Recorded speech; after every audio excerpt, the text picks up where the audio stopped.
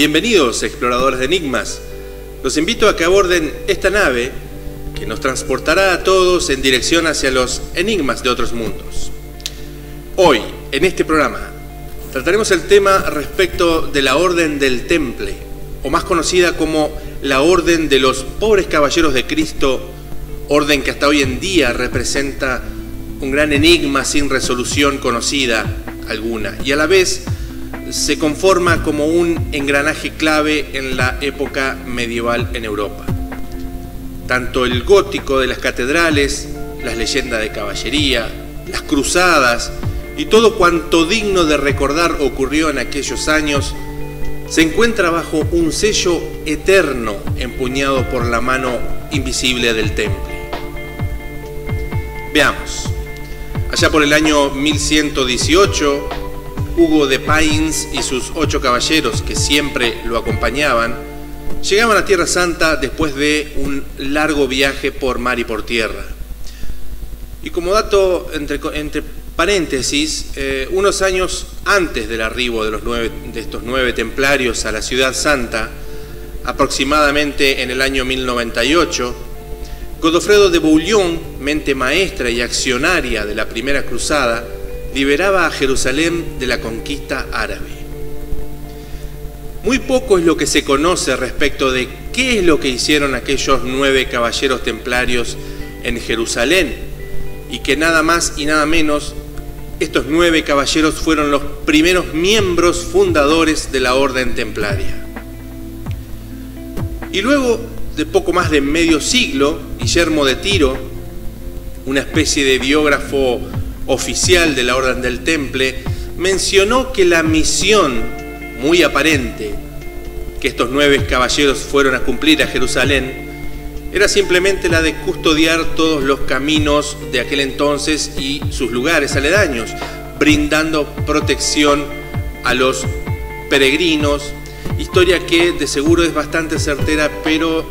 también seguro no es la única.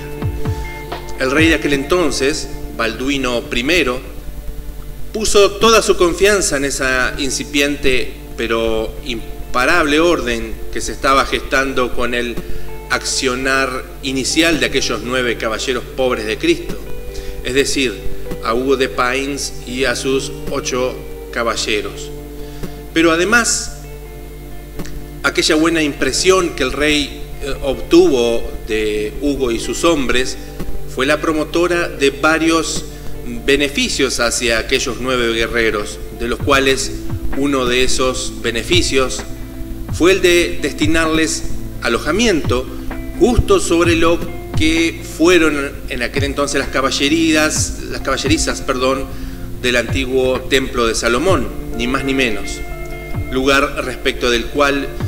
se barajó la posibilidad de que hubieran existido tesoros y documentos ocultos. De todas maneras, los 9 años que estos 9 caballeros estuvieron viviendo en Jerusalén no arrojaron prueba alguna de que solo hubieran concurrido a dicha ciudad santa únicamente para custodiar los caminos y a sus peregrinos cristianos, además de ser muy pocos integrantes para tan amplio trabajo de seguridad. Entonces surge la pregunta: ¿por qué no incluyeron a más guerreros entre sus filas que únicamente 9? ¿Por qué ninguno de ellos renunció a esa naciente orden? Pues bien, lo que sí quedó demostrado es que al retornar a Europa, Hugo de Payns y los demás 8 caballeros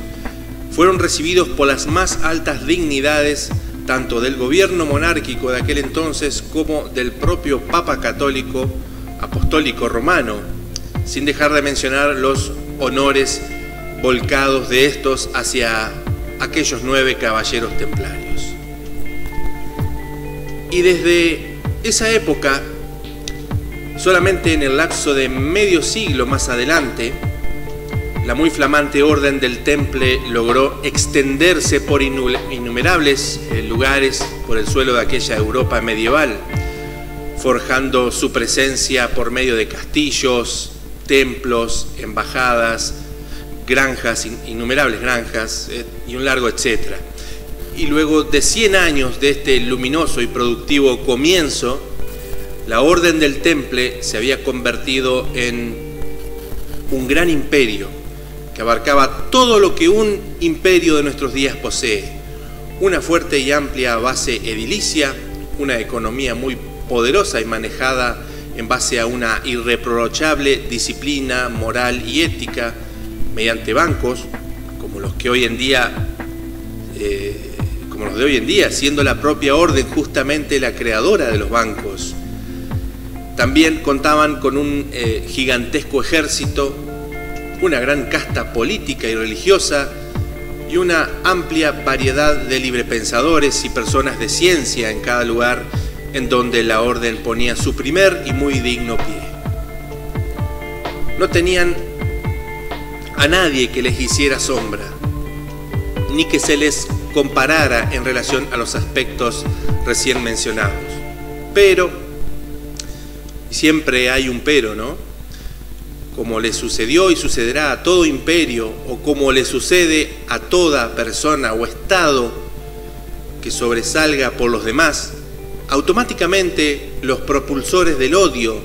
de la envidia y de la mediocridad se lanzan a su destrucción de una manera u otra.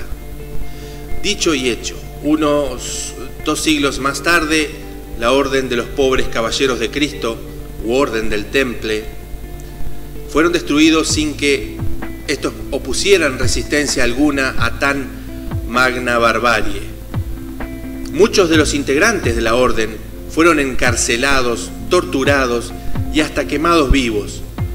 Todas aquellas propiedades nombradas antes fueron confiscadas y con ello también su gran riqueza bancaria, con todo lo que esto último significaba.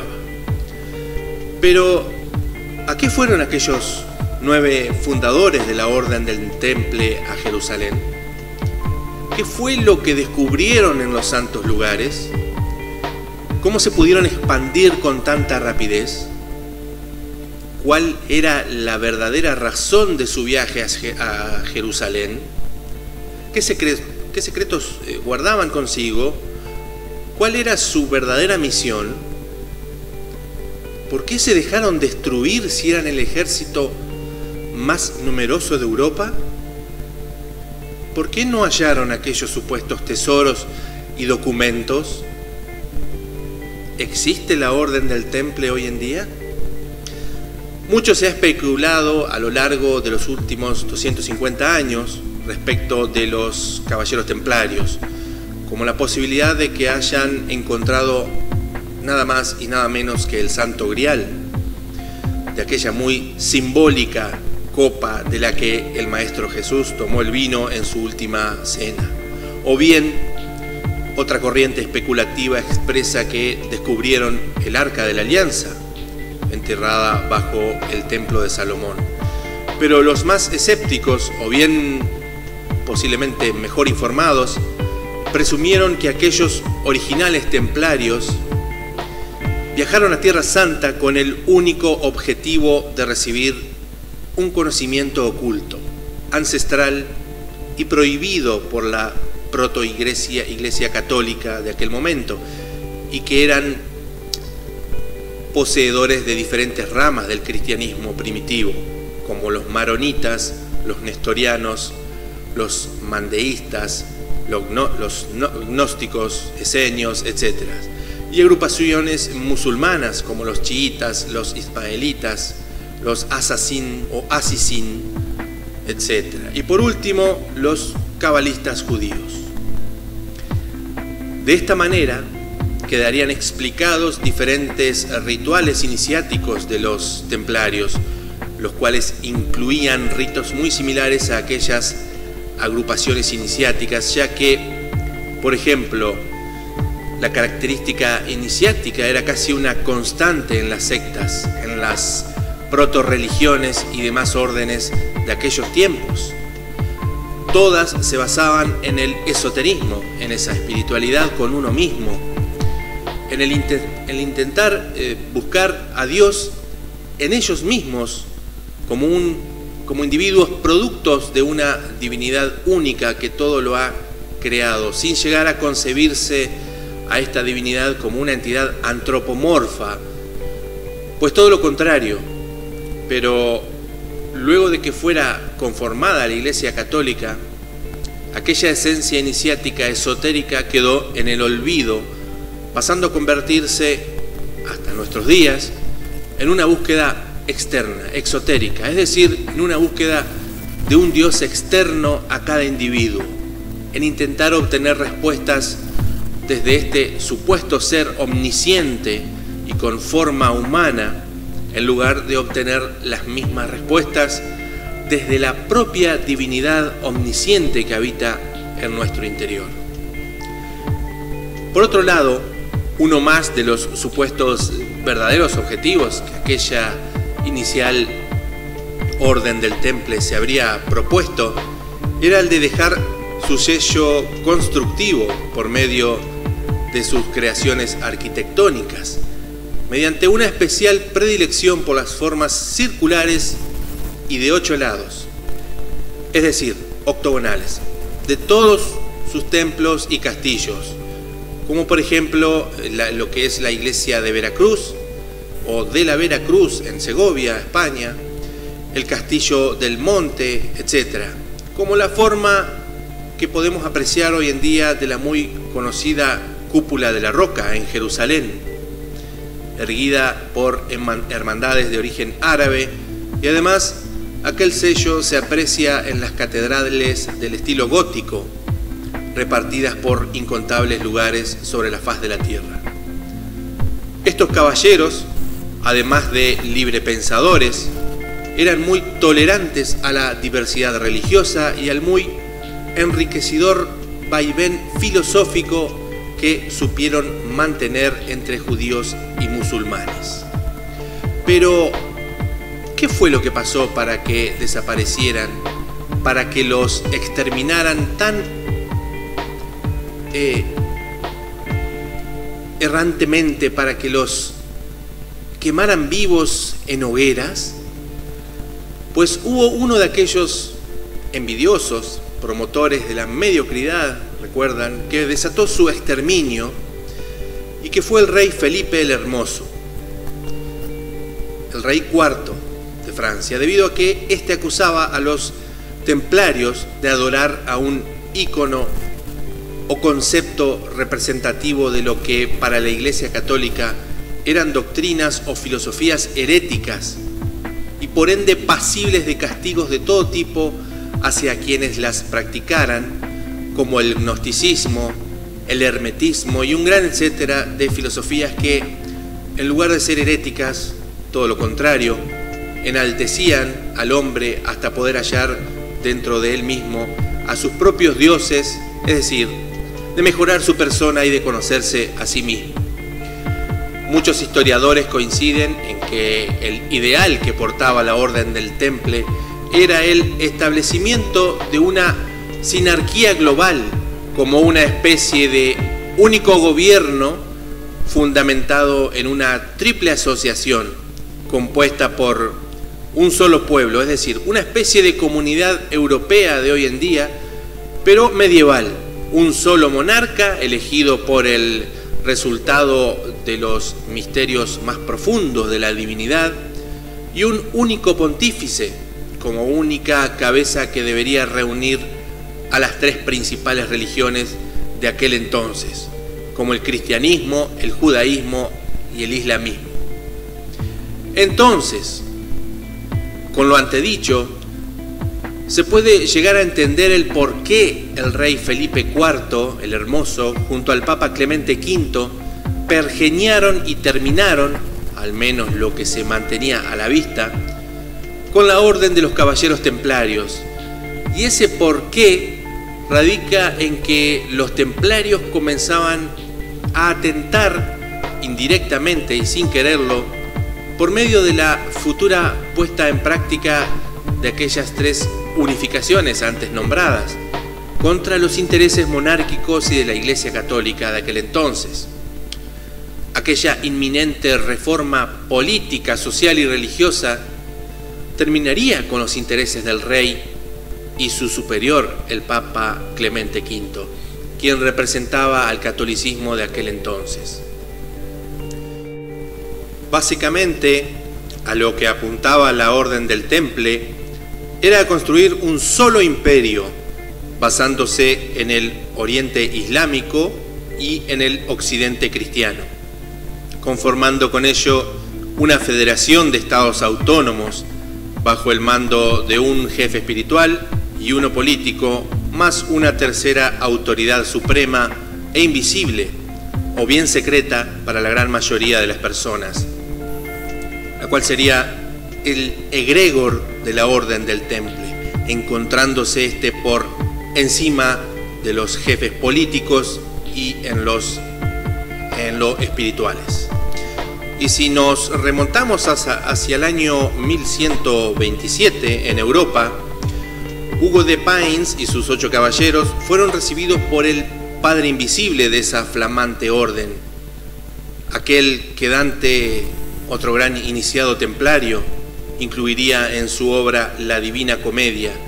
como el único hombre con acceso al cielo, Bernardo de Clairvaux, el último druida, quien se encargó de reglamentar la Orden del Temple y darle la institucionalidad necesaria, la cual fue aprobada por el Papa de aquellos tiempos, Honorio II. En definitiva, el Temple no solo fue un imperio y creó los bancos y los conceptos de crédito, préstamos, cajas de ahorro, cheques, etc., tan utilizados hoy en día, sino que también dio el comienzo al concepto de multinacional, ya que la orden actuaba y gestionaba sus posesiones, sus recursos y sus integrantes como una multinacional de hoy en día. Y además, muchos años antes de su exterminio, allá por el año 1146, en la denominada Segunda Cruzada, si no hubiera sido por la intervención templaria, toda la empresa que habían llevado a cabo habría terminado en un desastre absoluto. Por otro lado, existen muchas causas que conducen al darle razón de ser al imparable crecimiento material de la orden, ya que en el año 1139 una bula papal les otorgó total derecho tanto en lo civil como en lo eclesiástico, con lo que de esa manera, a partir de allí y hacia el futuro, obtendría total independencia y solo deberían rendirle cuentas al Papa de turno y a nadie más. Durante su existencia pública amasaron grandes fortunas, ya que muchos nobles eran los que ingresaban en la orden templaria, más allá de las demás maneras éticas y legales que tenían para obtener dinero por medio de los incontables servicios que brindaban a las comunidades que conformaban la mencionada corporación multinacional de aquel entonces. De esa manera, el patrimonio de la Orden del Temple se fue acrecentando, basados en una combinación de su eficiencia con las armas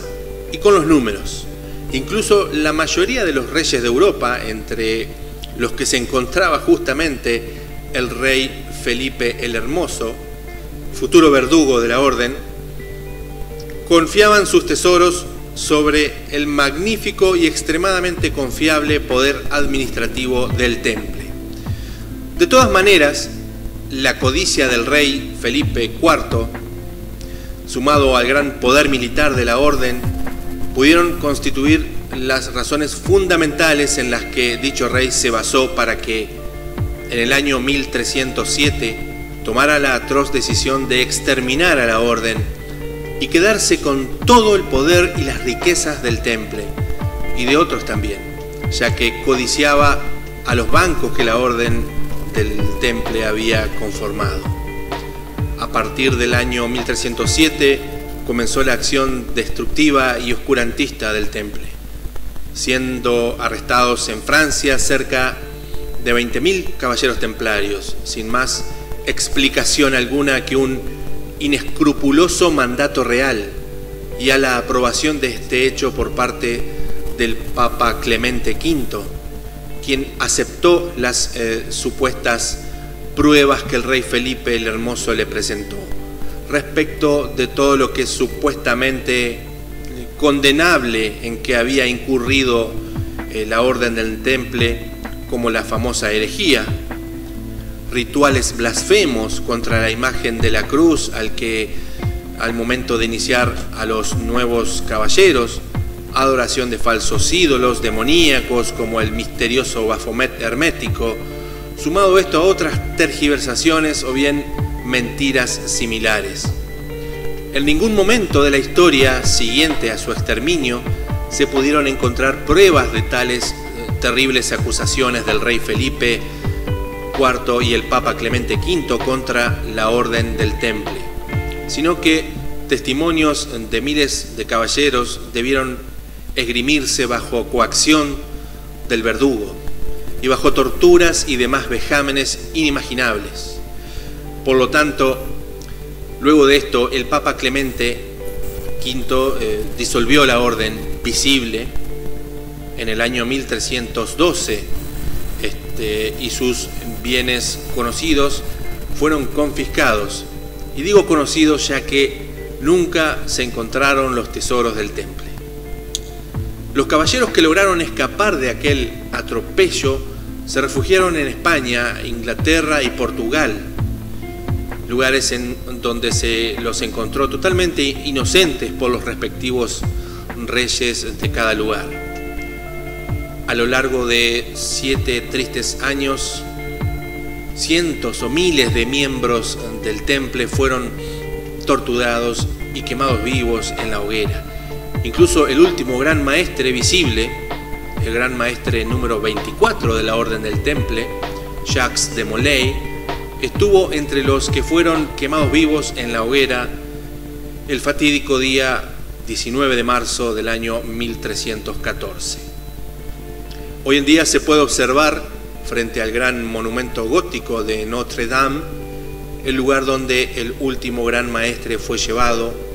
en el justo momento en el que sería su inminente muerte. De todos modos, antes de morir, Jacques de Molay se retractó de todas las acusaciones que había recibido y obligado a admitir.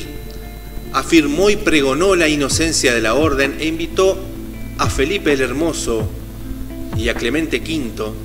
a unirse al juicio de Dios por los crímenes cometidos contra la Orden de los Caballeros Templarios. Por lo que, misteriosamente, un poco más de un año a partir de la muerte del gran maestre, ambos, el rey y el papa, sumados a algunos otros partícipes de tal atropello, habían muerto de causas naturales. Y qué curioso, ¿no? Ya que luego de la disolución de la orden visible del temple, toda Europa fue ensombrecida por muchísimos años de un oscurantismo atroz que no hizo más que retrasar la evolución normal del ser humano en esa parte del mundo y por efecto dominó al resto del planeta. Y además Europa quedó sumida en múltiples guerras, lapso muy oscuro que se lo conoce hasta hoy en día como la Guerra de los 100 años. Y como les decía antes, la orden visible es la que fue exterminada, debido a que los templarios que pudieron escapar conformaron diferentes órdenes templarias, pero en ese momento ya con otros nombres, como la Orden de Cristo en Portugal, la de San Andrés en Finlandia y la Orden de Montesa en España, por ejemplo. Se especula que tanto el tesoro nunca encontrado como los documentos que los templarios fueron extraídos muy a tiempo de Europa, justo antes de que Felipe el Hermoso terminara con la constitución de la Orden del Temple, con la destrucción de la Orden del Temple. Tesoros y documentos respecto de los cuales se dice que fueron llevados a la isla de Chipre en el mar Mediterráneo. Posiblemente el sucesor de Jacques de Molay y con la orden camuflada de otra manera para que no se asemejara a la del Temple, por simples razones de evitar nuevas persecuciones, fue un hombre llamado Mark Larmenius, con lo que la tan castigada orden de los caballeros templarios pudo revitalizarse y llegar hasta nuestros días con su poder renovado y potenciado y con sus recuerdos colectivos no olvidados. Y por supuesto que hay mucho más que aprender al respecto, pero queda la pregunta que le da la razón de ser a esta emisión de Enigmas de otros mundos. En definitiva, ¿qué fueron a hacer aquellos 9 caballeros templarios a la ciudad de Jerusalén? Allí queda la pregunta. Bueno, y por supuesto que la última palabra la tienen ustedes, o mejor dicho, la tenemos entre todos. Muchas gracias por vuestro tiempo en ver este programa, y si mi canal es de su agrado, por favor no olviden darle like al presente video y de suscribirse. Ahora me despido hasta los próximos Enigmas de otros mundos. Chao.